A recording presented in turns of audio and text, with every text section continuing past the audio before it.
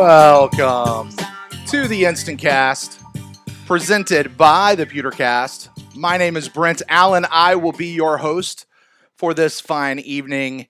I am joined by none other than my good friend, my co-host, Ren Daxt. Ren, you're over there. How's it going, buddy? It's going good. I mean, how? We're going to do it. We're going to try it. And, presumably there's going to be a lot of people that join us tonight, or at least we hope there's going to be a lot of people that join us. Speaking of which, I would like to go ahead and give a shout out to everyone who is joining us for the live show here in the YouTube chat room. That crowd is filling up, so I would like to say hello to everybody over there. Thank you guys for joining us live. If you guys would ever like to join us live, you're listening to us on the podcast feed. Hello to you too. But you guys can join us at youtube.com/thepewtercast at 10 o'clock every Sunday night after a game, or depending on when the game is over, and we will talk about the game. This is the show where we give our instant reactions. This is coming pretty much fresh off the game. We're going to be talking about the game itself, how we're feeling about it, how we're feeling about the Bucs, and we're going to open up the phone lines, and we're going to be taking your phone calls as well. So with that, Ren, I do want to say this kind of right here at the outset. I might say this once or twice more throughout the rest of the broadcast, but for those of you that are calling in tonight, I would ask you, please remember, we only have one phone line. Like, we don't have somebody sitting in a booth somewhere who's taking phone calls, putting people on hold and waiting for us. It's just the one. So if somebody's already on the line, just wait and be the first one to call in after that person, and we'll get you guys on. So we'll stick with you guys for as long as you guys keep calling in. But we'll do that here in just a moment. Ren, buddy, the Buccaneers are on a 7-week stretch where they are not at Raymond James Stadium. They kicked it off today, and they go out and they win in LA against the Rams, against the defending Super Bowl representatives, I guess, of the NFC. 55-40, setting a new franchise record, they tell us, for most points scored in a game. This game seemed a little bit reminiscent of the first game last year, the one against the Saints. It was a very high-scoring game, and we'll talk about all of that. But, man, I'll give you a chance before we open up the phone line here. What are your initial responses and reactions to coming out of this game? Where's the defense? Yeah. Like, where is the defense? The Rams have not been putting a lot of drives together. I think 2 out of the 3 games, they've only scored 3 points in the first half. Yes, they're 3-0. We won. I get it. I'm not upset about anything, but it's like, where is the defense? It's the same thing that I talked about 2-3 weeks ago. Shallow crosses to the tight end. Like, it's always open. I mean, look at it this way. And yes, we won, and yes, it's a great, like, I expect us to win this game. So I'm not so over the moon about it. But we had 2 interceptions in the first half, and the defense still gave up 17 points. Yeah. Yeah. Yeah. Yeah. Yeah, that was going to be actually one of my notes. Like, and I hadn't kind of had this for later in the game, but was the idea of, what is going on with this defense? Are they having a good game? And I haven't had a chance to look at them fully, but, mostly they still hung 40 points on us. Like, we might have gotten 55, but they hung 40 on us, which with 2 turnovers. Yeah. Right. Yeah, exactly. I think they punted once. Did they really? I mean, they were 3 for 4 in the red zone. We were much better on 5 for 6, but I mean, they had, we almost gave them 100 yards in penalties. Let's hear. They had it was just, I don't know. That was a question I had. That was definitely a question. I walked into this game like knowing we were going to win this game. I knew we were going to win this game. I really did. But you gave up 40. And you had 2 interceptions in the first half, and they scored 17. Like, we are in serious trouble defensively. Mm-hmm. Like, If they try to run the ball, we shut them down. Mm-hmm. We're good. We're great. Okay, we're fantastic. Remember a couple of years ago, I mean, couple 5, 10, I don't know. The Bucs were like first in the league as far as run defense, Mm-hmm. but we were 32nd in the league as far as pass.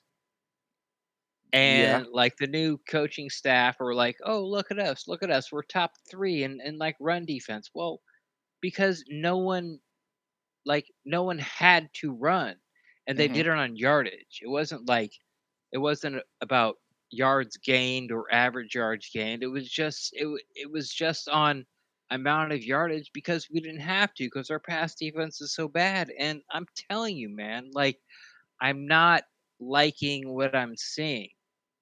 Are we gonna have to depend on like 2 picks, like 2 turnovers a half to be Right. able to win? Like, where is this defense? Like I'm not happy, Brent. So you don't still want to have Todd Bowles' baby, huh? No, I do not. I do not. I do not. I want to watch over Todd Bowles' baby and tell him what he's doing wrong. All right. Well, we'll see where this goes, because I mean the other side of that though is the defense. Yes, the defense may have given. Actually, I think to be fair, and somebody points this out in the chat room, the defense only gave up 33 points. I guess we gave up one on a pick Only six. gave up So 33 okay, points. hold on though. Hold on. Let me finish though. All right. All right. All right. And that's a lot. I mean, Ren, I'm not arguing your point because again, I had a note that said, "Did this defense have a good game? Like, what No. actually is going on with this defense?" However, at the same time, the Bucs were ahead the entire game, right? Yeah. Now, so I mean, Shaq Barrett said it after the game. I saw an interview where he's like, "We didn't put enough pressure on the quarterback. We didn't get our job done on defense. Like they know where they got it wrong, but still, at the same time, they never let the Rams come back into the game. Now, I got to tell you, I don't know about Who you. never let the Rams come back into the game? Who? Well, the defense for one, but the Buccaneers as a whole, because when the defense came out, no, the offense never let the Rams come back into the game. okay, sure, okay, yeah, sure, okay, I'm taking the team. I mean, the team did not allow the Rams to get in the lead. Pull it together, Brent. Do what? Pull it together. I got to be honest, friend. I am flabbergasted at your attitude right now coming out of this game, going into this InstantCast. Like, utterly flabbergasted. And, Why? Because the Bucs win 55-40 in what I think was at least still a very entertaining game, and you're coming out going, great game. Going, the defense sucked. The defense did suck. Yeah. So I mean, I don't know. It's not where I expected you to start, They had or where we two expected interceptions to go. in the first half and still gave up 17 points. Mm-hmm. Like it's not good. Like you cannot count on that offensive production week after week after week. Like, Mm-hmm. okay, great, we beat the Rams. Yeah, they were 3-0. But if you talk to Rams people, that they were excited or they felt they were lucky to be 3-0. Mm-hmm. I mean, the Rams are not the Rams of what they were last year. They weren't Sure. this explosive offense. But you know what? We made them look like they were explosive offense. Fair enough. Just Fair like enough. last week. A Right. guy that's never played a game in his whole entire life. And we'll certainly be looking for those answers from Bruce Arians. But for now, still as a whole, as a fandom, we will enjoy and celebrate a win for the Tampa Bay Buccaneers. And with that, Ren, why don't we go ahead and just open the phone line? If anybody out there would like to call in, you guys can do that. That number is 864-729-2827. That's 864-729-2827. You guys can call in, talk to us about this game. What did you see? What did you like? Maybe what didn't you like? Where do you think things need to go? We got our first caller, and let's go ahead and see who's calling us here. You are on the line with Brent and Ren for the InstantCast. Who do we have here? Yeah, Rick. Rick. What's going on, Rick? What's going on, man? How you doing? Doing pretty I'm good. excited, man. Yeah, man. I bet. Rick, is this your first time calling into the show? Yes, it is. All right. Where are you calling from, and how did you become a Buccaneers fan? I go to school in Virginia, but Bucs fan my whole life. All right. All right. So, what is it about Virginia that turned you into a Buccaneers fan, buddy? No, I live in Palm Harbor. I'm in college. Oh, okay. I see. I Yeah. see. Gotcha. All right, man. So lay it on us. What are your thoughts on the game today, buddy? I thought O-line was perfect. Did everything we needed him to do. I think Jimmy Johnson said before the game, Jameis would be sacked 5 times. Mm-hmm. Came in, only gave up 2. Aaron Donald, 1 tackle. Pretty perfect game from them. Defense-wise, I was wondering what Ren thinks actually about how our secondary can improve. Trading for Ramsey is probably unrealistic, but I mean, do you think Pat Peterson's an option? I would not think so. Not probably for the money that they're looking for. I don't know that the he's still with the Cardinals, right? Yeah. I don't know that they're going to be willing to part with him for anything that we'd be willing to give up, if that makes sense. That's fair. You know, that I mean, I think it goes back to the question that Ren usually asks of like, okay, great, you trade for him, but then what? Like, you know, where is he going to fit in? What are you giving up in order to get him? You know, so I don't know. Cap space doesn't seem to be an issue that much anymore. We've got some room, we've got some flexibility, although I wouldn't want to eat it all up in one person. But yeah, that's my initial thought on that. Yeah, I mean, anything else for the secondary in terms of just fixing it? I mean, is it a personnel issue, or is it just they're just playing bad? I don't know what the problem is right now. I think at some point I saw Vernon Hargraves playing the slot at one point, and he gave a pass. Like, I don't know what the problem is right now. I haven't studied enough, haven't looked at enough. You know, I was very excited about the secondary coming, out of training camp, watching them every day. But it's last week Mike Edwards was terrible. I don't know who's terrible like right now, or the whole thing is terrible. I mean, I feel like the pressure's there, but every time the quarterback just needs to get rid of the ball because the pressure's coming, it's like the guy's wide open. Like, I don't know what the problem is yet. I can't identify it yet. I don't want to call anybody out yet. But what I'm saying is that this defense that, by the way, shut down the running back once again, just gave up 40 points. And you can't you that's like, you gave up 40 points and your offense bailed you out. You gave up 40 points and Gurley did nothing. Mm-hmm. Just like last week, Barkley did nothing and you gave up 32. Like, I don't understand what's going on, but something needs to be fixed, something needs to be addressed, and sooner than later, please. Mm-hmm. I mean, just to be fair, or not to be fair, but just to point this out though, the Rams threw 68 times in tonight's game. That's a lot. They threw 68 and they ran 28. Or no, 11. I'm sorry, they ran 11. They only ran 11 times? Threw 68 times and ran 11 times. So, I mean, when you talk about the Buccaneers, I mean, and we've had this over the last bunch of games. We're doing really good at shutting down their run. And I mean, that's what you want to do as a defense though, right? You shut down one aspect and make them one-dimensional, right? I mean, traditionally you would think that'd be great, mm-hmm. but we're not stopping anybody in the pass. Mm-hmm.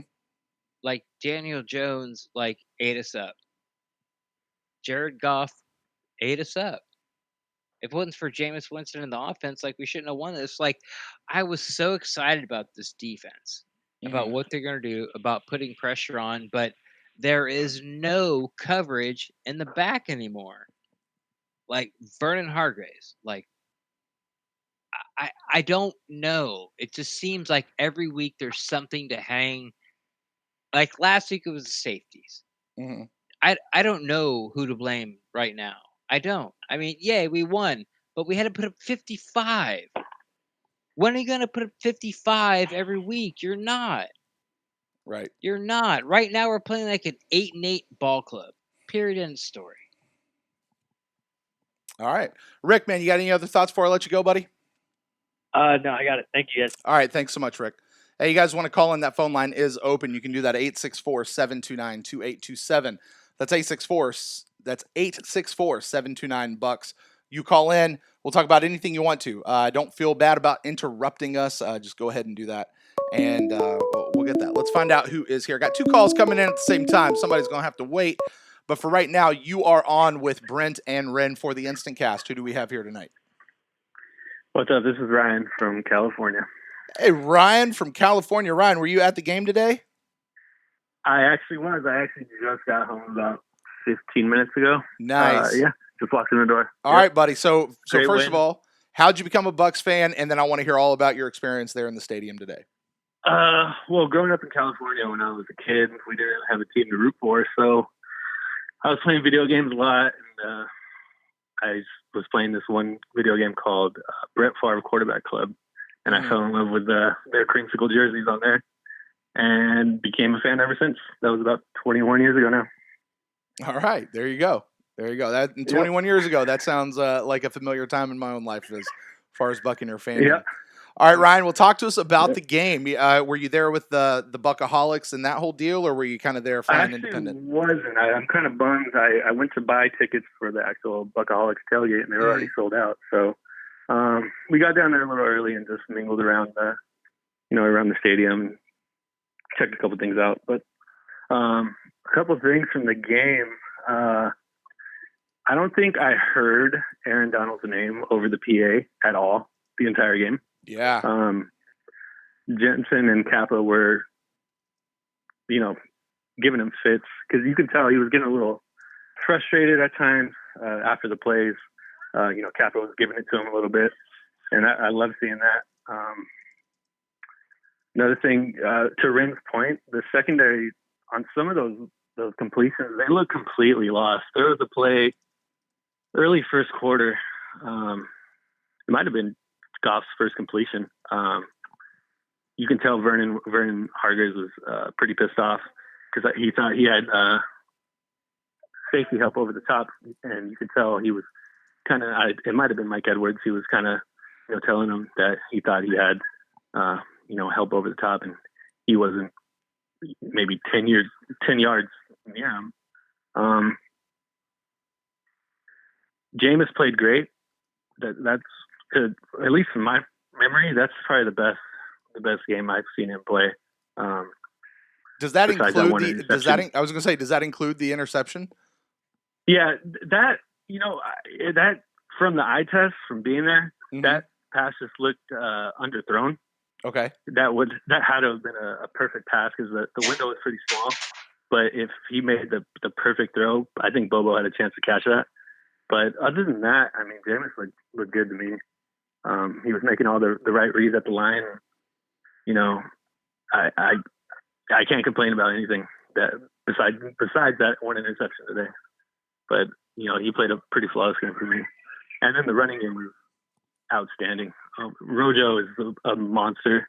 Peyton Barber looked good early. They kind of went away from him second half because Rojo was just running so good. But yeah, Peyton made the most of his opportunities, and I mean, yeah, it was a good game. Just got to clean up that secondary. Yeah. I want to dive into that a little bit about the running back because I had a note about that too. I still can't exactly figure out what BA is trying to do with the running backs. I know that he's listed Peyton as the starter, and he said they'll kind of go back and forth and they'll play the hot hand.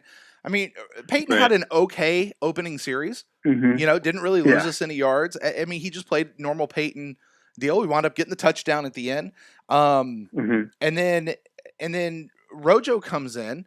I don't want to say that Peyton had the hot hand, but Peyton wasn't like being horrible. You know, I mean, he was just sort of being Peyton. Right. So I'm not sure where he Yeah. went back and forth, but certainly when Rojo came in, I mean, Rojo just he is just on a different level this year Yeah. for sure, and he's on a different level than Peyton Barber. He really is. Right.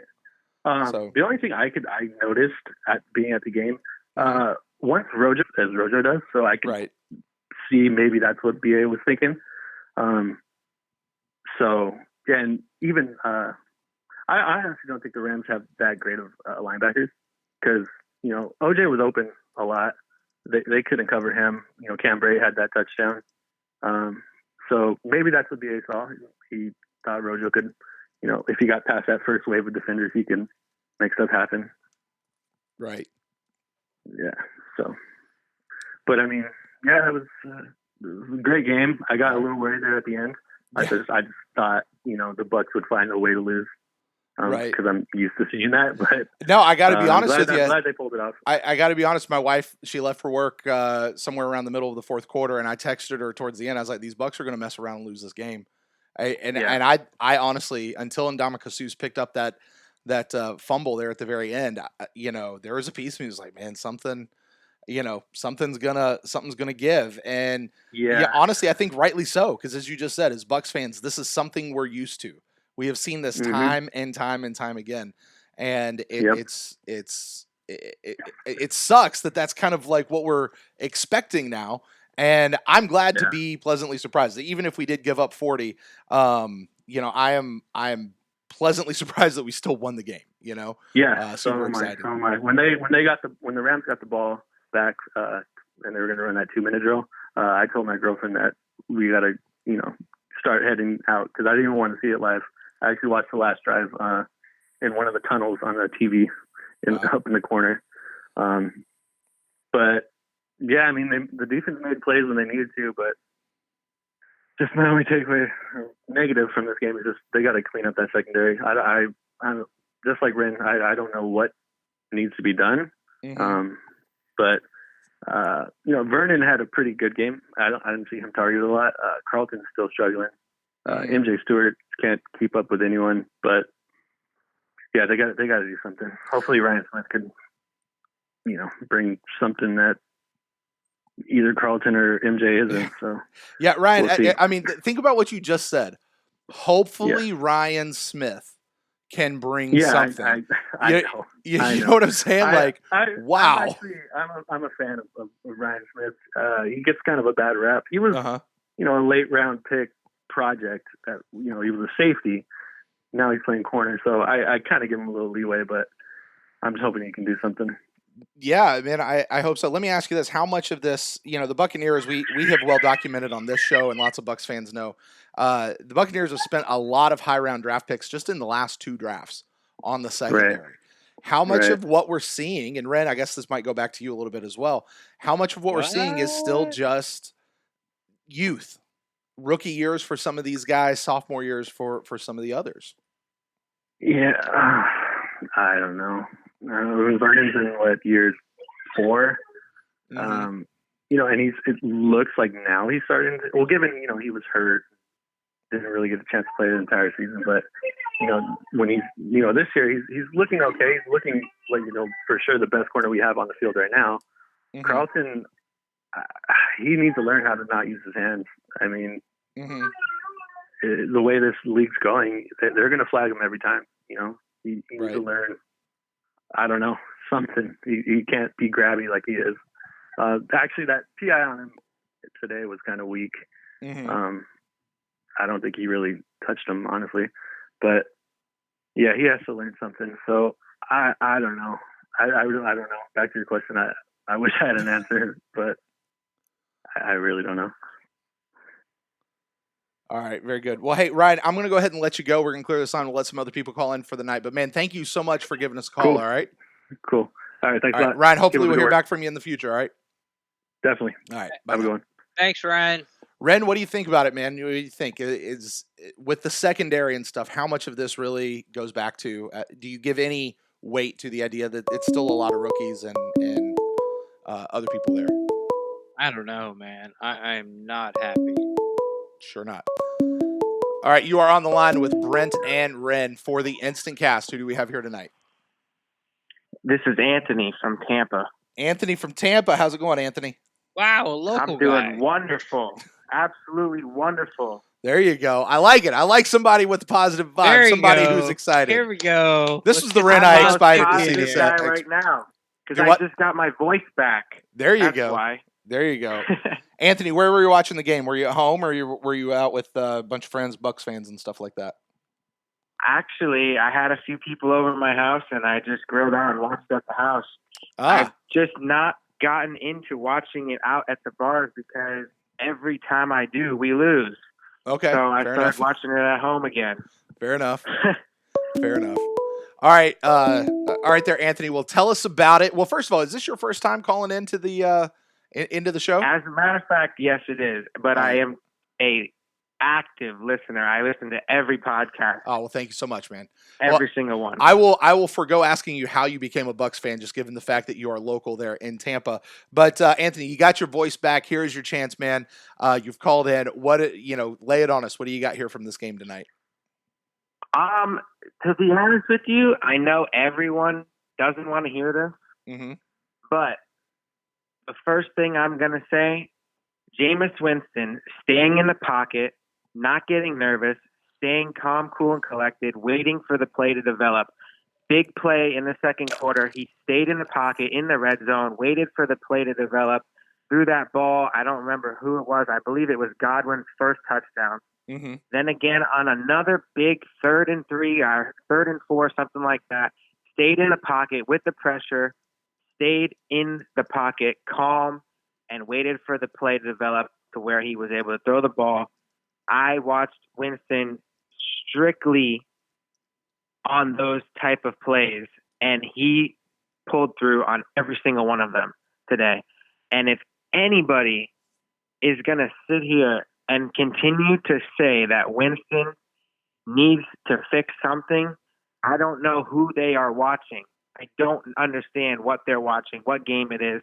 This guy, yes, it's his 5th year, but as you guys have talked about, he was in a team with a coaching staff that didn't even want him. I mean, Mm-hmm. you might as well say this is his rookie year, whether it's his 5th year or not. And from week 1 to where he is now, come on, guys. Let's be honest. He put up 55 points. Yeah, You know? he did. He did. It's Actually, I take that back. We did have one defensive touchdown. Hey, listen, we'll take it. The team certainly scored it. But I made this note. You remember when Jameis took that sack, right? And Yes, I got online and a lot of people were like, oh, he's got to learn how to throw it away and make his decision quicker. And I'm sitting here going, like thinking about Jameis as a whole and what we've experienced over the last few years. And I just wrote down this thing that says, Jameis gets careless with the ball and he gets in a hurry and he winds up throwing an interception. He's got to learn that sometimes he just has to take the sack. And then on the other hand, we get something like this where people go, oh, Jameis holds on to the ball too long. He has to learn to throw it quicker or just throw it away. And I'm like, yeah, exactly. Okay, well, wait, which one do you want? Which one There is might it? be a happy Exactly. medium in Which there one is it? somewhere. Which one but are you guys going to complain about this week? Like, pick a side, honestly. right. I really, I don't get it. Really, I totally understand what you're saying. It's nonsense. It really is. Yeah, and the only thing that that I have an issue with right now is it appears that Jameis is not as willing to run with the ball. And we have seen Jameis make some incredible plays with his feet. And, I know, Ren, you've talked about that. I know we've had some people who've emailed into the show who've talked about it.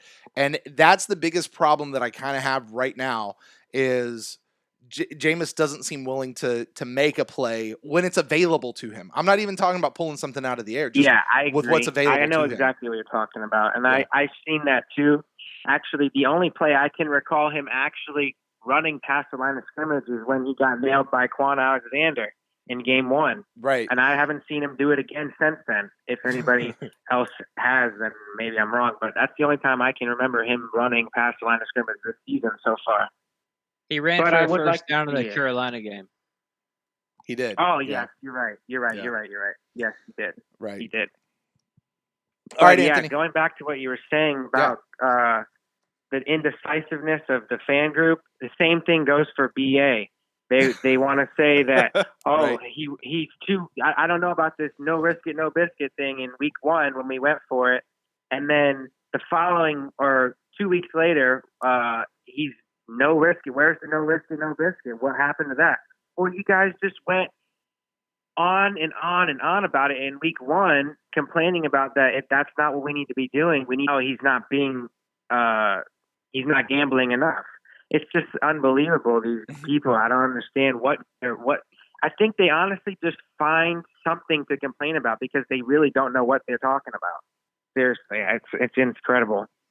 Yeah, people like to find something to complain about, as you know, especially what people label as the Jameis haters or different things like that. I mean, it's really unbelievable, and like I say, I don't know what you want, which Jameis you don't want him to be, or which Jameis you want him to be, and listen, we all know Jameis's issue with turning the ball over the last couple of years. And every interception, every fumble has its own story. Some of them are his fault, some of them aren't. Some of them are bad decisions, some of them are just real crappy luck. And Jameis has come in and Ren's done a good job, actually, I think, documenting this. Every time there's been a problem, Jameis has worked on in the offseason, he's come in and he's fixed it. And he's done that. When was the last time you saw him lose a fumble? Or lose multiple fumbles? You know what I mean? Agreed. Like, it's been a while, I totally right? know what you're saying. And so, but here's the deal. Jameis will throw an interception from time to time. And I'm not saying that we should accept it, but we should expect it. And we don't have to crucify him every time he throws one. Now, if he starts throwing them like every single game, then we got an issue. But that's not the case that we find ourselves in. And, just looking at these first 4 games, looking at where we are, and bearing in mind, this is still a new coaching staff. It's still a new system. Everybody's still getting used to what's going on. And we're only 4 games in, but we're seeing, 4 games in, 55 points got put up. Yeah. You know what I mean? Like that doesn't suck. So, and by the way, we didn't use Mike Evans hardly. We didn't use OJ Howard hardly at all. We haven't used Cam Brate hardly at all. It's been the RayJay and Chris Godwin show, really. Yeah, you're correct on that. And not to mention against the NFC defending champs at their own stadium. Yeah. So, all right, Anthony. Well, man, you got anything else for us here before I let you go? We'll open up the phone line. The only other thing I can think of, and everybody else is waiting to hear this, Gerald McCoy would not have been able to run that ball into the end zone. And that's all I got to say. Yeah, I agree. And there's a lot. I don't mean to get into a lot of the Gerald McCoy stuff, but, I have that same thought. Like, the 93 that we have now would not have done a lot of the stuff that the 93 we used to have. And I'm not trying to throw shade at Gerald. I'm just saying how good Ndamukong Suh has really been. And I say that because I was worried about if he was going to be the same guy. Remember when he came in, everybody's like, well, look at them. Statistically, they're the same guy. Oh, he had what he had last year because he was playing next to Aaron Donald. All of these things. Yeah, and Ndamukong hasn't gotten many sacks yet, right? Whoever's calling in, call me back in just a minute because I want to finish this thought. Yeah, sure. And Ndamukong hasn't had many sacks yet, but he is reaching out, grabbing runners as they run by him, something we haven't seen Gerald McCoy do. He's releasing off the tackle and turning back. I mean, how many times Ndamukong Suh, Bo Allen, Will Golston, and Vita Vea turn around and they're 10 yards past the line of scrimmage the other direction, running to make a tackle. Did you guys see that play? It probably would have broke for 50 plus yards to Coop, or I don't remember if it was a screen pass or a little dump to the outside, but Suh was 15 yards upfield and tackles him from behind and stops a 50 plus yard play. Yeah. I mean, when I saw that, I texted my buddy who we're always on the Bucs 100%. And I texted him and the first thing he said was, Gerald McCoy would have never made that. And I said, at the same time, I texted him, Gerald McCoy would have never been there. Like, we both said the same thing at the same time because we know this is not the same guy and it's not even close. And I'm sorry to the people who love McCoy, but it's the truth. And it was just time. It really was. I'm not going to take anything away from him, but it really was time. Yeah, He's and just I not the want same to player.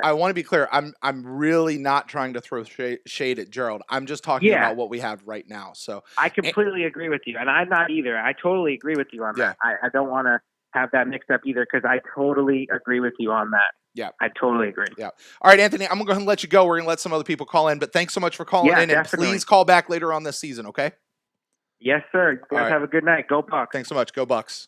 All right, phone line's open. You guys want to call in? We'll talk. 864-729-BUCS. That's 864-729-2827. Already there. You are I on like the. Anthony. I do. Anthony's good. Anthony's a good caller. You know who else Anthony, I bet call is back. good? The person we have on right now. Who do we have here? You're on with Brent and Ren. It's the newly married chef. Chef. Chef. Uh-oh. How you doing, my friend? How was your boy. wedding? Tell us everything. Tell us how it went. Let me know how it went. Like, Chef, you gotta let Bucs Nation know how your wedding ceremony was. We didn't have the original venue that we wanted because of weather concerns, but the backup plan went without a hitch, and basically in the small story or whatever, it was a successful wedding, and my wife and I couldn't be happier that the whole entire process is over. All right, very romantic. So no beach wedding for you there, huh, Chef? All right, buddy. What do you got to say about the game, man? Well, to start out with, woof, that's secondary. Ugh. That secondary is going to be, I don't know if it's going to be like this going forward, but I am starting to truly think that until we get a lockdown corner for that secondary, we're going to be seeing people running all over the place trying to catch whoever is open and receiving the ball. Like, obviously, I know Ramsey is not coming. Let's get over that suggestion. But I truly think that the deadline is going to determine, the trade deadline is going to determine whether or not Patrick Peterson comes or if they find more cap room to sign somebody else. But this secondary is right now ugly, and Light's draft picks in that secondary aren't shaping up. And on the offensive side, I don't know when he's going to become a starter, but Rojo needs to become a starter ASAP because it looks like this offense, and I know Stephen Beck hates this term, has a lot better balance when Rojo is in there as compared to not, because he offers a lot more to that run game than Barber does. I know there are a lot of Peyton Barber fans out there. I like him too. He's kind of like a Ernest Graham 2.0 in my opinion. But Rojo, I think he would benefit the most for a nice balance of the run and pass, and also to be able to open up the play action, which we all know Jameis thrives on the most. Well, first off, the first game, football game that Stephen Beck coaches will be the first one. So, who cares what that guy thinks? Second off, congratulations again on your wedding. Third, like, I don't know what we're gonna have to do in the secondary. Like, I really don't. Like, the first 3 games was the tight end was wide open. The crosses were a problem. It was MJ Stewart. Like, they tried to change it up. I actually saw Hargraves in there at one point. Like, here's the good part. They understand where the weakness is, and they're trying to attack it with the players that they have. I saw SMB there on the field more than for like punt coverage for a couple of times. So they're trying to work it out. I love the defense in the preseason. Love the defense in the first couple of games. But now, like, you give up 40, and you win the game. And that has nothing to do with, and you had 2 interceptions. Like, you give up 40 and you had 2 interceptions. How does a team score 40 points on you when you get 2 intercept? Like, it's impossible. What did they punt the ball one time? Like, that's all I remember. it's going to be a problem. The NFL right now is trying to figure itself out as far as what teams are good and what teams are bad. Like half the league's 2-2. Thank God we're there. But man, it's like I don't even I don't know. I don't know. What was your okay, chef? Here we go. What was when you guys danced? What was your song? To tell you the truth, I don't know. My wife picked it out, and she didn't tell me what it was.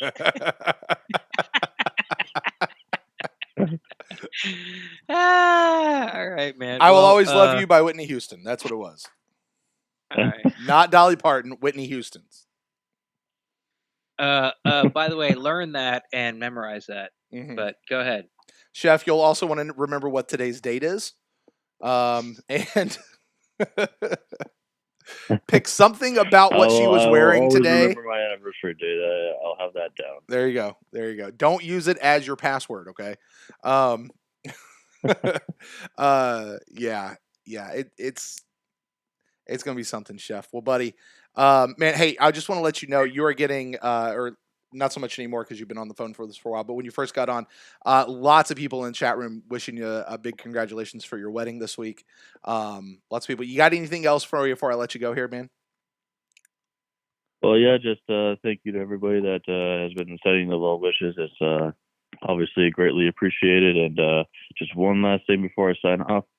How great does the new 93 look? Yeah. 93 has never looked better. That's exactly what we were just talking about. Chef, I'm going to let you go. I'm going to take this other call, okay? All right. Thanks, All right, guys. buddy. Go Bucs. Yep. Congratulations, Chef. All right. You are on the line with Brent and Ren. Uh-oh. Hung up on me. Dang. I let go of Chef so I could talk to you, and you hung up on me. Dang. That's all right. Phone line is open. If you want to sneak in before that other person did, go ahead and do it. 864-729-2827. Hey, there we go. You are on the line with Brent and Ren for the InstantCast. Who do we have here tonight? Hey, what's going on, guys? It's Prime in Dallas. Prime, what's up, buddy? Hey, what's going on, man? We're doing, man. We're doing. Celebrating a little bit of a win. Good. I missed you, Hell Prime. yes. Hell yeah. Not watching the Cowboys. That's what I'm not doing. Hey, I keep checking in, man. I need the Cowboys are just failing me right now. Are they? You need them to win. The one time you root for them, it just sucks. Yeah, are they? Are they sucking? Well, I mean, last I checked, I think they had like 10 points, man. And I swear they've been putting up points for the last 3 weeks. So yeah, I wanted them to blow the Saints out. Yeah, currently right now, just for anybody, I'll spoil it for you. As we were recording right now, they have 7 minutes left in the fourth quarter, and the Saints are up 12-10. So Saints could still pull it out, or Cowboys could still pull it out. Cowboys can still pull it out. That's Cowboys what I meant. Can pull this out. Yeah. But hey, on the Bucs, man. Let me tell you, this game was giving me a freaking heart attack the entire time. It was I will say the second half just giving me a freaking heart attack. But overall, exciting game, fun time, which is what you want, and we got the W. Couple thoughts on it. One, Shaq Barrett. Mm-hmm. All right. So first of all, pay him whatever he wants to be paid. Whatever this man needs to be paid. Somebody back up the truck. Pay this man. Right. Because at this point, it just gets more and more expensive. Okay. Yeah. I kid you not, and this is again not to just throw shade, but I have to say this.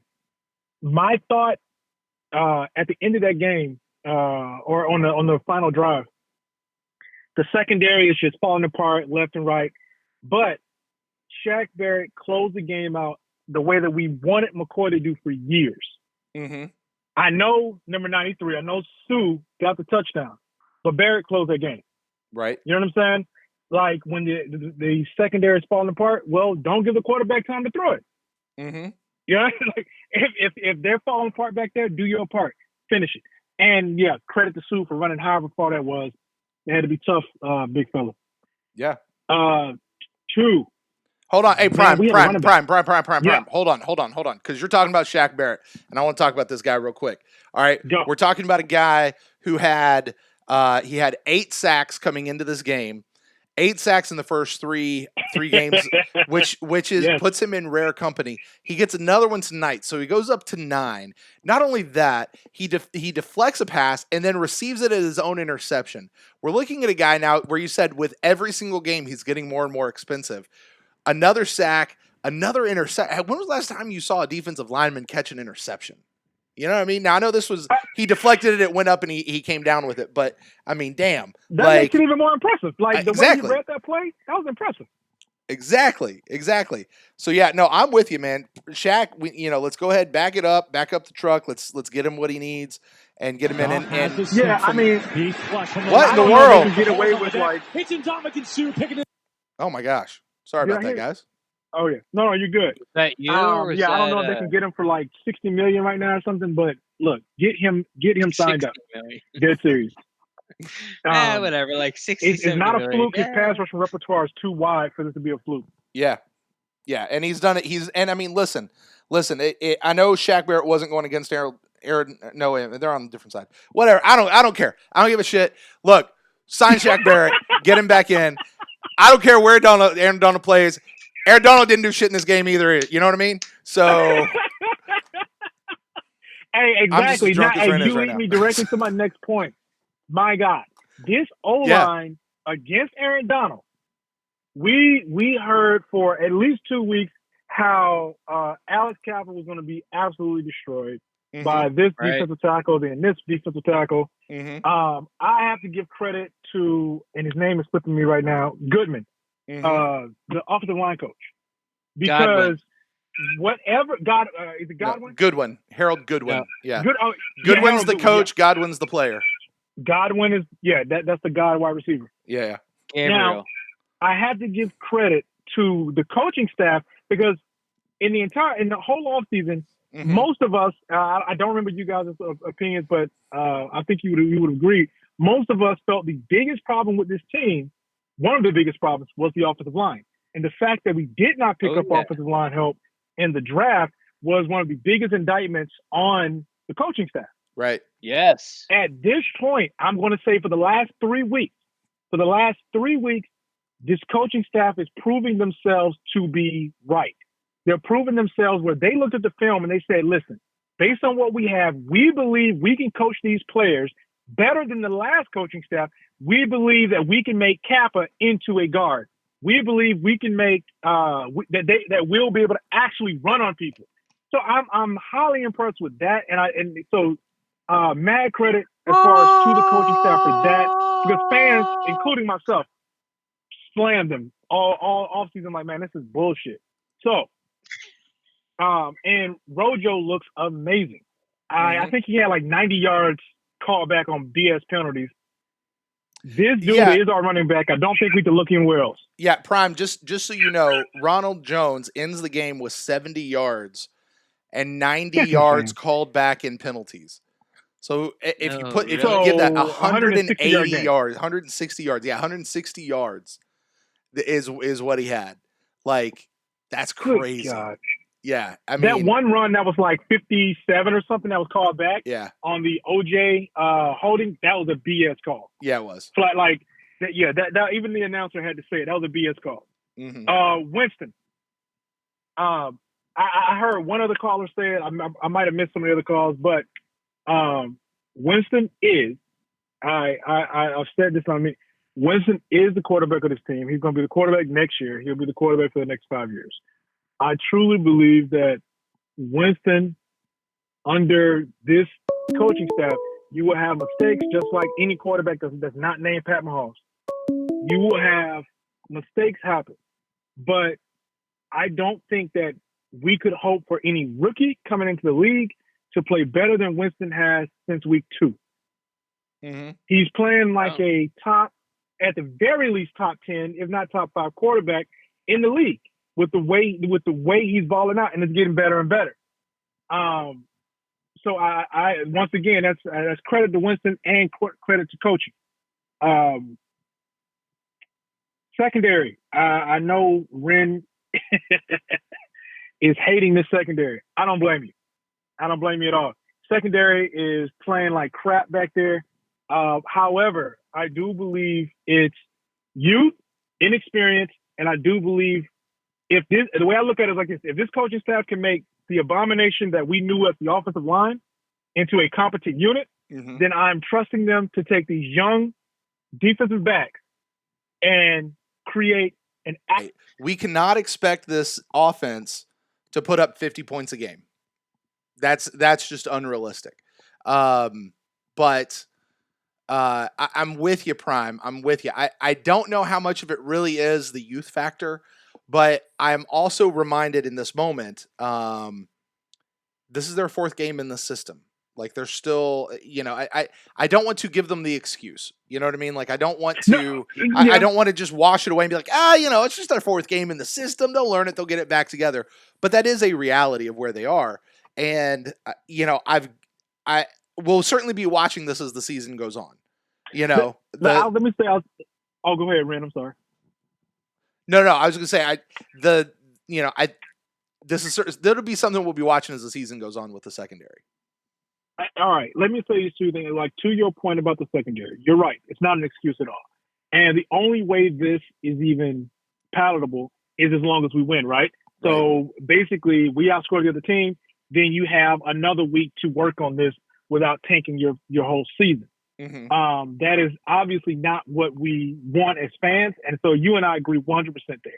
Prime, do you think this is this one of the places where, BA said last week, you learn a lot more by almost losing than you do from losing or shutting them out? Like, is this one of those situations where they'll now, because let's face it, they almost lost today.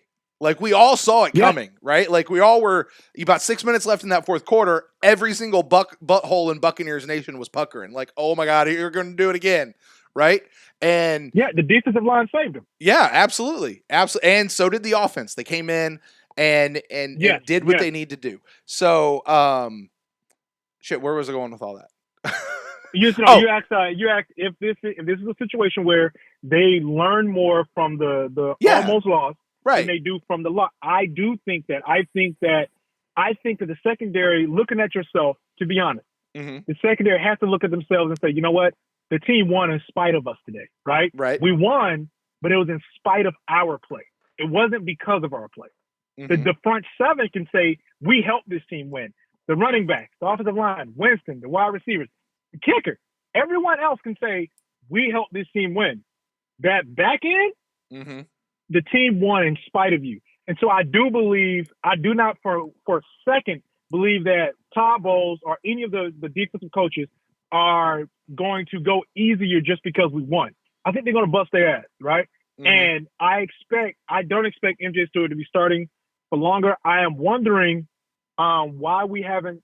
So I expect some changes to be made, and I'm going to echo a few other people who say, look, at this point, I do look forward to Ryan Smith. I look forward to Ryan Smith coming back. As crazy as that sounds, I don't care. As crazy as that sounds, I look forward to Ryan Smith. And then when Carlton Davis went down with an injury, my whole life flashed before my eyes, because at that point I'm going, who the hell is going to come in now that wasn't in the game? Okay? Ryan Smith, because he's back next week. It's Ryan Smith. That's who it is. No, or Sean Murphy Bunting. I did the same thing. When Hargraves went out, I looked around, I'm like, right. like, all right, Sean Murphy Bunting, I guess you're playing outside. Right. Correct. And correct me if I'm wrong. I think Dean was out, and Sean Murphy Bunting was he playing? Yeah, he was out there. Yeah. He was. You know who I didn't see was Buchanan, and I don't know what's going on with him. I'm sure he was out there at some point. I just didn't see him in a while. I know. You mentioned it. I know. Well, I know. Because did Barrett? I don't understand. Yeah, now that you mention it, I remember him in the preseason. I haven't seen this guy. Mm-hmm. Yeah, he was supposed to be this money backer, right? Roaming around doing a whole bunch of different stuff. Yeah, He's not. We thought he was going to be a safety / linebacker. What he is, he's Levante David's backup. That's what he is. Yeah. Minter is backing up. Minter's backing up. Hey, you're probably right. No, I am right. There's no probably about it. Hey, that's why I love you. I have a question for you, Rim. I'm not looking at the stats, so I don't know this to be 100% true. But sure. Did our scoring go up when Devin White left? I'm sorry, did the defensive scoring, as far as what they were giving up in scoring, did that go up when Devin White left? Well, it would have to be, because we only gave up. I mean, okay, he played a game in what, 2 series, and during that game in 2 series, he only gave up one. He got hit that early. Okay, I thought it was like a half. I mean, look, I'm not going to make any type of predictions or, I don't know, evaluations, I guess, of Devin White right now. I mean, you know, I've watched Devin Bush just from afar, because that first preseason game, he made like 12 tackles, even though they were Barrett Rude tackles. They were 9-7 yards downfield. Everyone's like, he made 12 tackles, like blah blah blah. And I just kept my mouth shut and just watching. He's not, he's not lighting it up in Pittsburgh. I'm telling you, he's not. So as of right now, like I think Minter's actually better in the run than what I saw in Devin White, but that's not why we have Devin White. We have Devin White to stop those, tight ends and running backs and the crosses, that shallow stuff that actually is freaking killing us right now. Mm-hmm. And I tell you what, it's not Minter's fault. They're targeting Levante David, and he's the one who's missing those type of things. And that's with a Todd Bowles defense. I knew it coming in, and that's what's happening. And they're marching down the field and doing it. But, we'll see if you can get that world-class athlete in the middle to be able to take that away. Then that's what makes the defense clicks, and that's why they freaking drafted the guy. It might not happen this year.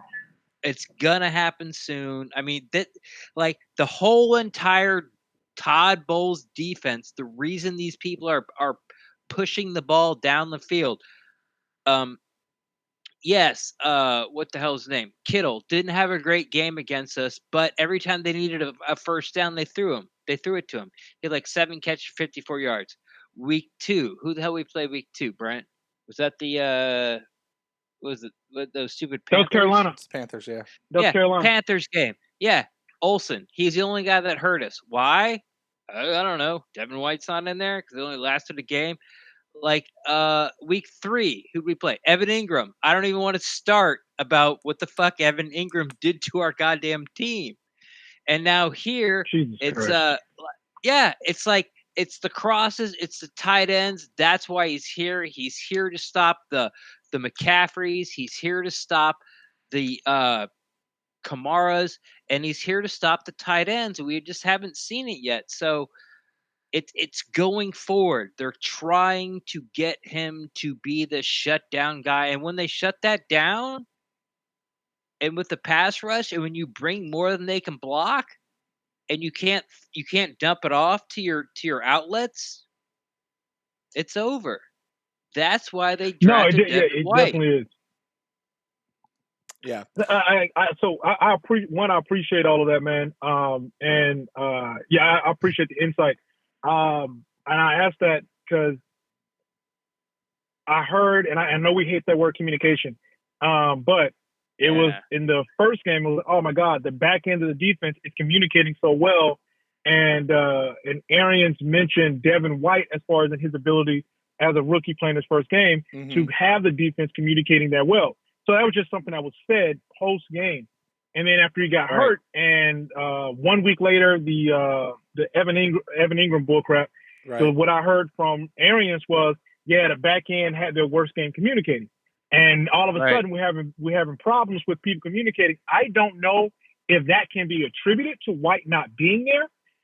It's just something that I just observed and wondered. You know what I mean? Yeah. They even dumbed it down. They dumbed it down for the Giants game, which you think they would like ramp it up to make it more exotic. I didn't know that. For a rookie. I didn't know that. But they dumbed it down because they weren't getting it. Like I haven't talked about it yet. I haven't tweeted about it yet. Like I'm not even there yet. But it's worrisome that week 3 with a rookie quarterback coming into RayJay, that they made the most basic back end they could, because I guess they weren't getting it and weren't communicating it right. And yeah, I mean, you said it, like me and communication, like it's like, fine, sit down with me. Like, go over the playbook for like 3 hours, you know? Right. Like sit down with me, go over the playbook, and I'll get it. Like, you cannot be that freaking stupid. You either don't give a shit or you don't fucking care. Marriages have ended with fewer communication problems than this defense has. Prime. All right, Prime. Listen, before you set Ren off again, I'm going to go ahead and let you go. We're going to open up this phone line for somebody else. You've been on with me for 20 minutes, brother. It's been a great conversation. I love when you call in.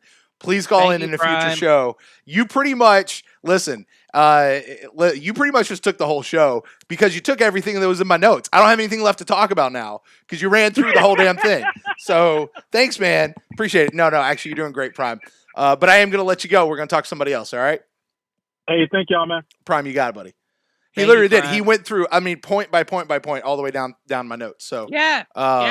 It's all been talked about. Hey, as long as Prime's not yelling about Jameis, he's golden. Remember like 2 years ago? No, was that Prime? Was it? No, that was somebody else. That had to have been somebody else. Prime, we're going to ask you about that next time you call in. Hey, listen, phone line's open if you guys want to call in. We're over our hour right now, so you guys stop calling, we'll shut it down, but you guys keep calling, we'll keep it going. If you guys want to call in, that number is 864-729-BUCS. That's 864-729-2827. Here's something. We haven't talked about a whole lot in this show tonight. Chris Godwin. No, Chris Godwin. Oh. Well, Chris Gay, whatever. I want to talk about Chris Godwin. I don't know. Let's find out who's calling here. This person's been trying to call all night long. Who is in with us now with Brent and Ren here for the InstantCast? Is it Sean? It's Sean. What's going on, boys? Sean? John. Oh, hey, John. What's going on, John? Not much, dude. Hey, I just got to say one thing first, Ren. Would you rather have Mike Smith back? Are you like flexing on me, John? No, just seriously though. This is even Seriously I know though. We got 40 points on we him, won 50-40. I know, but still, that's my point though. Like, they're finishing out, they're competing, they're doing exactly what Bruce Arians said they do. I'd rather take games like this. We thought they would. What Mike Smith did. Like, exactly. They had 2 interceptions in the first half and still gave up 17 points. 2 touchdowns and a field goal in the first half, which is a great first half. And they had 2 interceptions. This defense is smoke and mirrors right now. I'm telling you, man. Like, now, I want to be on your side so bad. I do. I really, really do. All right, here's a question. Here's a question for you both. For both of you, John and Ren, because I want to know. Brian in the chat room says this. He says, here's the bottom line. I trust Todd Bowles to teach and fix. I did not trust Mike Smith to do the same. Do you, I agree despite where they are now, seriously. do you trust this coaching staff to fix it and get it right?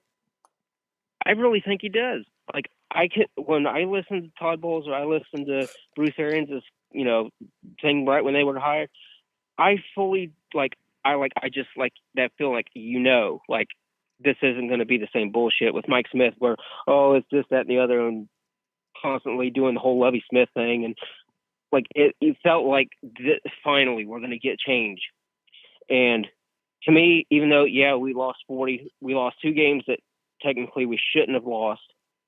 Technically should be 4-0, but like it's like we've been pounding all off season. Like, this is so much better, and I would rather watch them play like they did against the Giants and barely lose a game, knowing that they competed the entire freaking game, than like it was when they were with Mike Smith. Oh, we're just getting the shit beat out of us, so why even bother? Like, I would rather see them compete and lose games like that, or playing games like today, than years past. It's like they're trying, and it sucked we lost last week, but like you can tell like things are changing. It's going to take a while, and that's the thing I was going to ask you. Are you still going on your 6 weeks before you even give predictions on if things are still going to be the way they used to be, or are you talking to me? That boundary?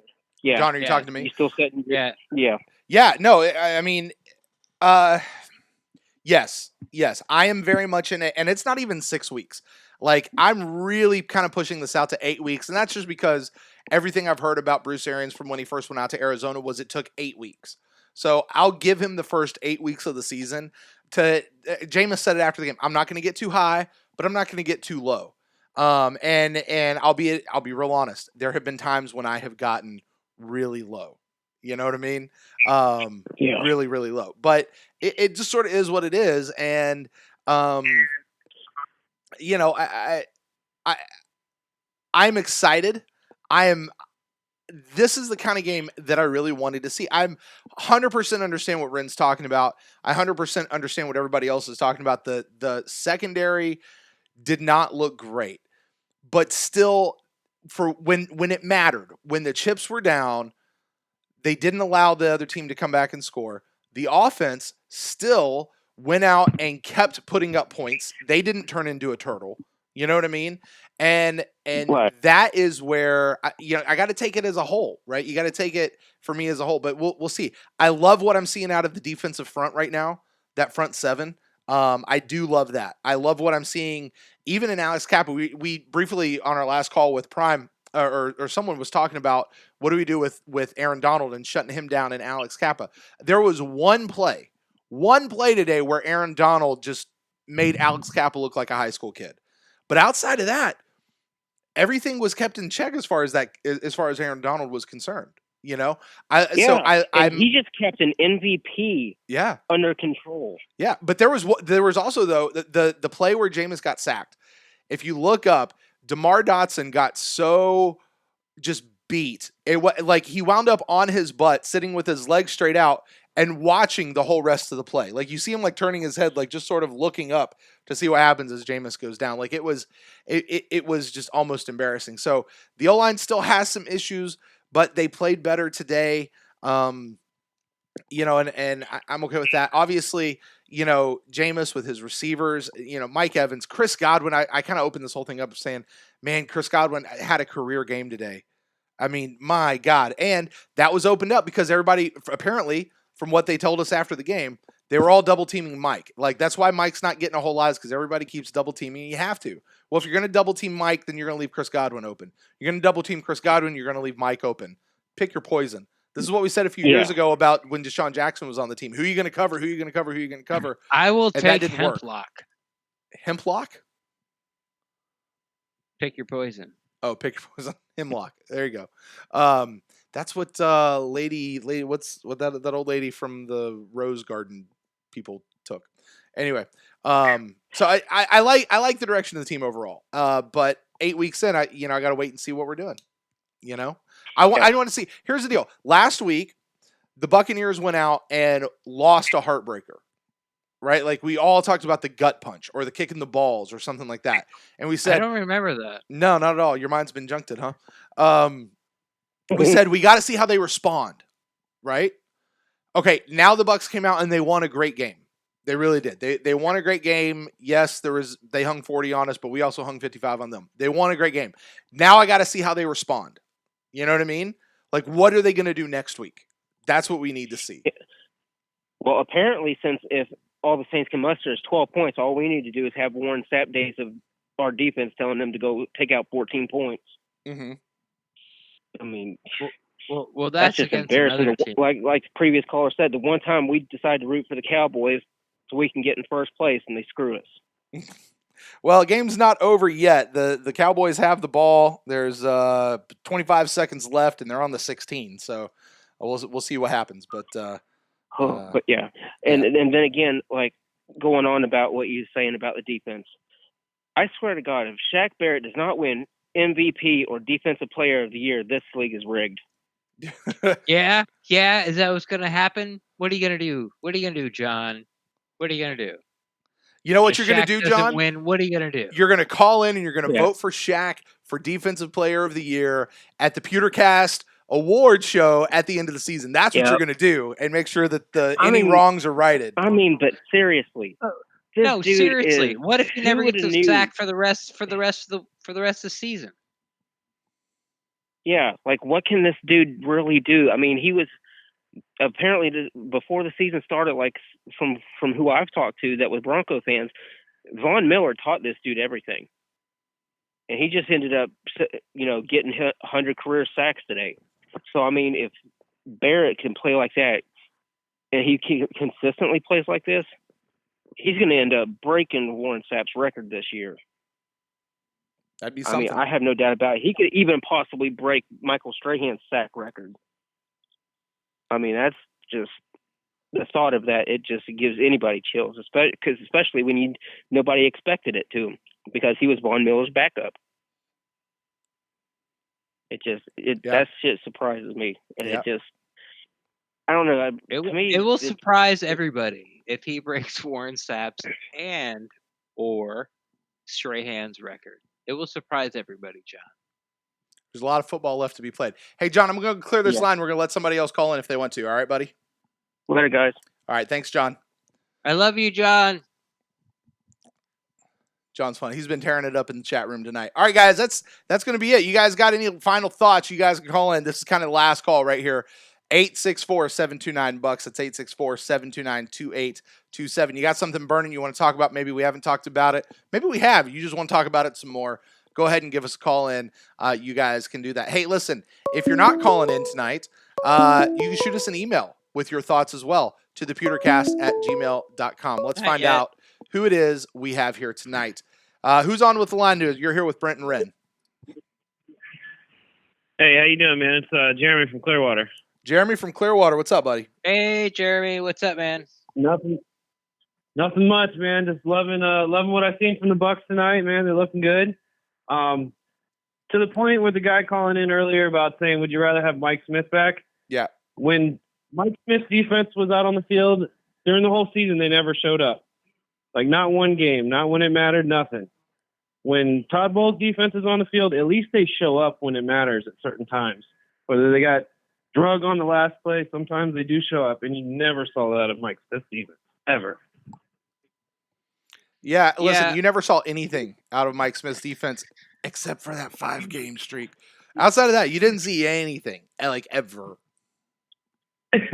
Yeah, like, I trust Todd Bowles to teach men and to lead men. Like, he's going to get these guys, looking good and back on track to where they're supposed to be. Like, you never would have seen that out of Mike Smith. Well, I want to be with you. I mean, I like the pressure that he puts on, and of course, what the Shaq Barrett's has done and Nassib has done, and the inside blitzing and watching Vita Vea, push the entire offensive line back into the guy's lap. But I'll tell you what, if the rush doesn't get there, it's not great. It's not like. The rush gets there a lot more than it used to, but besides that, it looks the same. I understand it's not the same defense, but the outcome is the same. If the pressure's not there, the guys are wide open. Now, they're not wide open as in, there's no one in the picture on the TV coverage where the guy catches the ball and there's, no Buccaneer in the picture. But it's not good, man. I'm telling you, it is. I agree. It's not good. I fooled myself or talked myself into it about Carlton Davis and Vernon Hargraves and MJ Stewart. But after 4 games, it's a problem. It's a problem. They just gave up 40. Yeah. And it is a problem too when you have press man corners that don't look good in press man coverage. That is an issue. Yes. Especially when they, on digs and ins and crosses, it's like they can't stay with them, and MJ Stewart can't stay with anybody. It's a problem. It's a problem. Period. End of story. No, I completely agree. And MJ Stewart, man, I don't know why they moved him back in the slot. I think he needs to be playing safety or, I don't know, playing special teams at this point. I mean, I think I can answer that. They put him back there because Ryan Smith is gone. Although Ryan Smith isn't really a slot, he's not a nickel cornerback. But the guy that they brought in to be nickel cornerback, Sean Murphy Bunting, has also not been good. No, he's just not. Either. And we tracked that through preseason and through training camp. Like Buccaneers media, Buccaneers PR department hyped Sean Murphy Bunting, overly hyped him, and he just has not impressed. I mean, I don't. Small school guys, man. It's gonna take some coaching. Yeah, he hasn't been coached yet. But I mean, he's like, it's where I sit back and I go, okay, at what point do you let a rookie just be a rookie and have his rookie year and let him learn? And we talk about, I think Scott Smith says this all the time, like cornerback is the hardest position to transition to from college to the NFL besides quarterback. So how much leeway do we give him, or do we go, no, you got to perform like now? And we kind of need him to perform like now, but at the same time, truth is he's a rookie. Most corners too, they don't progress until the prime of their career, until later on in their careers either. Like Jalen Ramsey is a rarity to come and light the NFL on fire, his rookie year or whatever. Like a lot of time it takes Jalen Ramsey let us, like it was 2 years ago.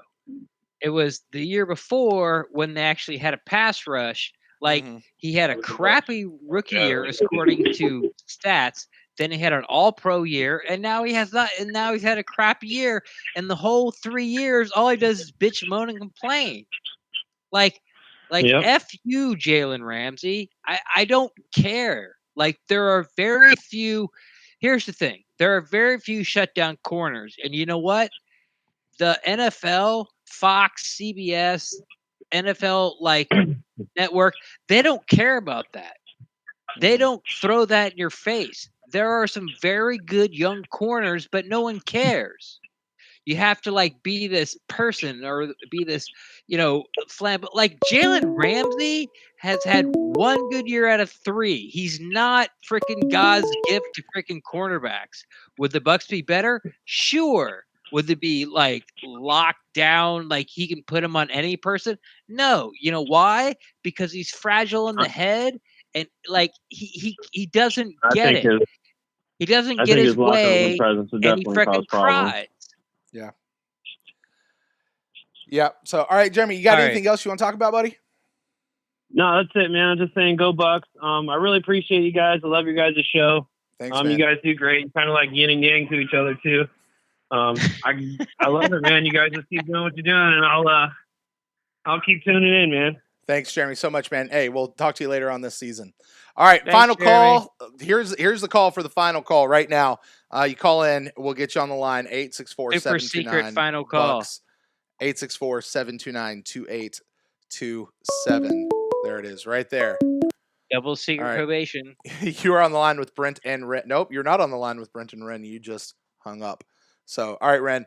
Well, man, why don't we go ahead and start rounding out this show, unless that person calls us back. I give you a chance. Any final thoughts that has nothing to do with the secondary? Because, Ren, we still fucking won. Okay? I know you're pissed. We still won. You're on the line with Brent and Ren. Who do we have here tonight? Hey, this Steve. Steve, how's it going tonight, buddy? Man, I'm doing good. I'm a first-time caller. Cool, man. Steve, where are you calling from? Big-time Bucs fan. Where are you calling from, Steve? I'm calling from D.C. All right, man. How'd you become a Bucs fan all the way up in D.C.? Long story, we'll make it short. Just family members like the Redskins and Cowboys, so I decided as a kid to pick the Bucs. Okay. I like the jersey. There you go. It was cool to me. Was it the creamsicle or was it the old Super Bowl era pewter, or do you really like the alarm clock one that we have now? It was definitely the creamsicle. That was the cream of the crop. All right. There you go. All right, man. Well, Steve, talk to us about your thoughts on the game, man. I watched the first half, but I missed the second half. Okay. First half, we dominated the game. Everybody did what they were supposed to do. Secure Bird, he's a beast. Mm-hmm. He's a beast. We got to sign him to a big-time contract. We have to do that. We need him. Ronald Jones flashed to me. Chris Godwin, oh, my God. He is absolutely ridiculous. Yeah. Chris Godwin, I said earlier, I think Chris Godwin had a career game tonight. I really do. He was. I had 3 different people texting me who have Chris Godwin. They were playing. I'm sorry. They were playing against Chris Godwin in fantasy, and they're like, "I need Chris Godwin to stop. I don't mind if the Buccaneers win, but I need Chris Godwin to stop." Yeah, I'm like, exactly. I don't care. Exactly. I don't care about your fantasy. He can keep going. All I care. Yeah, it was a good game. It was definitely a surprising win. I didn't think we were gonna win, but the 10-point spread, I put my money on the Bucs, and we won. There you go. With the spread. Yeah, we covered the spread, didn't we? Yeah, we did. Hey, yeah. What's the overall temperature there in DC as a town? I'm interested. Right now it's probably about 70 degrees. I mean, I actually went to the game when we played the 49ers. It was my first time down there to see the Bucs. Oh yeah, coming from DC. Yeah. Sorry, I was at that game too. It was painful. I was at the Hilton downtown, and it was a bunch of 49er fans down there, and they didn't show me any type of love. Yeah, no, they won't. But I was real glad to get the win today, and surprised to get the win. But when they gave us the 10-point spread, I said, well, I'll take the Bucs and with the win with that. There you go. There you go. I like it. All right, Steve, man, you got any other thoughts on tonight's game? It's gonna be a long season, but I think we're gonna surprise people and play a little bit more defense than other people think we're gonna play. I think we're gonna put up points, and I think we're gonna be basically a better team than anybody else think we're gonna be. I 100% agree with. I am with you as well. Yeah. I like it. All right, Steve, man, thank you so much for calling in, and definitely call us back in a future game, man. We'd love to talk with you. All right. All right, I will. All right. Thanks guys. All right, man. Thanks, Steve. All right. Let's see here. Johnny in the chat room, he just asked this question real quick because it's directed to me. Rashad Perriman going out today, how does this impact my theory about him not sticking around, Brent? Johnny, I think that's I think it lends to the possibility, although he can't get cut as long as he's hurt. So I don't know. It depends on how long it takes him to get better, but he can only get cut if he's healthy. So we'll see. We'll see. I did not miss him when he went out. I just didn't. So I didn't miss him. But I'm not the offensive guy. So all right, Ren, Yo. Final thoughts. I'm gonna shut this down. No more phone calls tonight, guys. We're getting late. We'll shut it down. We'll hear the beep here in just a minute. All right. Final thoughts as we close out the show tonight, before we head into a couple days off for our final thought show. I had no doubt the Bucs were going to win this game. Really? But they put 40 points on us, Ren. I know. I know. I did not expect that. We shut down Todd Gurley, and they still scored 40. Yeah. That is a serious problem. That's a serious problem. We shut down McCaffrey. If Cam Newton could actually throw the ball, we probably would have lost that game. We knock out Barkley, and we have a very serious underlying problem with the defense. It's all or nothing right now. It's feast or famine, and we got to find at least. I would like to be feast or 5 yards, feast or 7 yards, but right now that middle of the field is totally wide open. I'm hoping that's why they drafted Devin White to be, this guy that could roam the middle of the field and make all these plays. Because right now, it's not good. And if we have to score 55 points or 40 plus points or 33 points just to win ball games, when we get 2 turnovers like we did in the Giants game and like we did in this game, we got 2 turnovers and still let them score 32 and 40 points. Yeah. But anyway, I'm not super excited as much as everyone else in this Rams game. I think the Rams are overrated. Gurley's done. Goff isn't nearly as good as he was. people are figuring out McVay and his 9 formations that he runs. It's and Wade Phillips, it's got too many personalities. Like, you can't reel him in. That's his problem when he becomes a head coach. When he gets too many personalities, he kind of lets them do what they do because they're veterans and stuff. And Eric Weddle is just kind of ruining their cohesion. So the Rams aren't even going to go to the playoffs. Coming in this game, they're 3-0 though, so we'll see. We'll see where they are. But I'm not worried about the Rams. I don't give a shit about the Rams. I'm here to talk about the Buccaneers. Fuck the Rams. I'm here to talk about the Buccaneers. Listen, at the end of the day, the Buccaneers won. 55-40. I don't care how they got the 40. To win. They did what they had to do. And they did more than enough. They did what they had to do to win, which I definitely enjoyed. And we'll pick this apart more. I think we're going to have a great guest coming on this week for us. And listen, all of you guys up there in Buccaneers podcast land, I think you're going to love this guest. So that should be a whole lot of fun. Listen, if you didn't get to call in tonight, I'll tell you later. If you didn't... I'm not going to announce it in case something happens where the person can't come on.